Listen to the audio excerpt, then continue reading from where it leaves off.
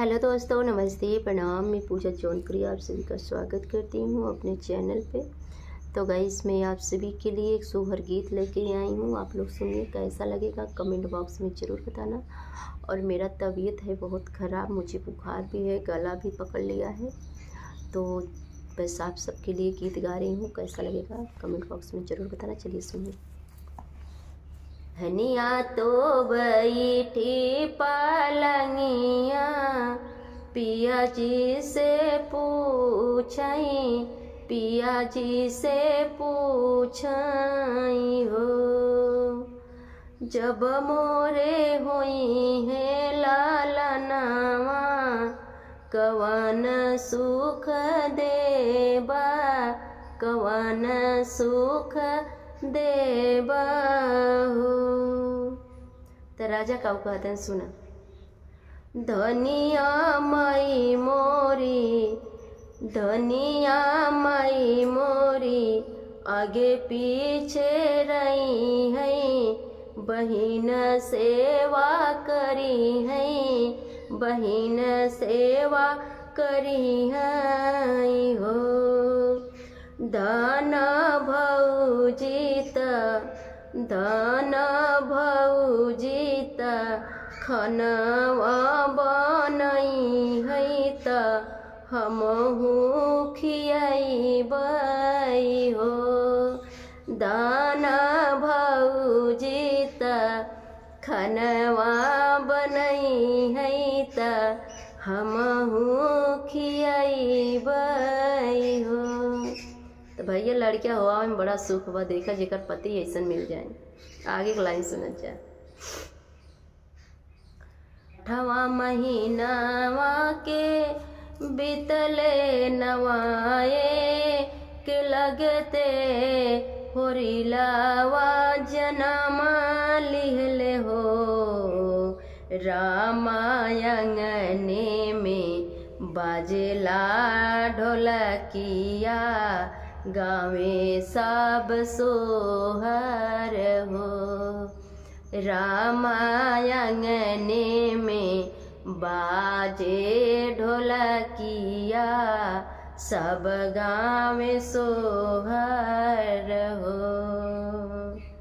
इतना बात सुनी जब उनके लड़कियां हो गया और सोहर ओहर हो लगा, तब फिर उनकर रानी अपने राजा से का कहा थे, सुना।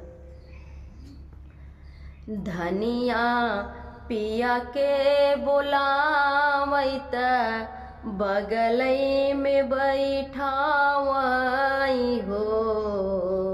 मतलब अपने पति देव को बैठाई ना, बगल में बैठाई। का पूछते हैं, सुना। धनिया पिया के बोलावैत, बगल में बैठावई हो। पिया जवाना बचाना हमका दी है, अब पूरा कर हो। पिया जवाना बचाना हमका दी है, बचाना पूरा कर हो। मतलब पुरानी बात याद दिलाइन अपने पति देव के कि जब हमके लड़कियां होवैया रहा तो 3 वचन बांधे रहन। अब वह तीनों वचन पूरा करावे बिना वो अपने प्रयास में लगी हैं। अब देखा है आगे उनका पति देव का करत है। बना राजा सोहर पे देखा पति देव के का जवाब बा। धनिया माई मोरी गईली बुढ़ाई, बहनिया मोर सासुरई तीनी हो। धनिया माई मोरी गईली बुढ़ाई, बहनिया मोर सासुरई तीनी हो। धनिया भौजी मोरी होई गैया लगावा, भोजन के बनई है हो। धनिया भौजी मोरी होई गैया लगावा, भोजन के बनई है हो। त तो भैया अपन पति देव को वचन नहीं पूरा कर पान, उनकर भौजाई अलग अलग हो गई, बहन चली गई ससुरे और महतारी बुढ़ाई गई।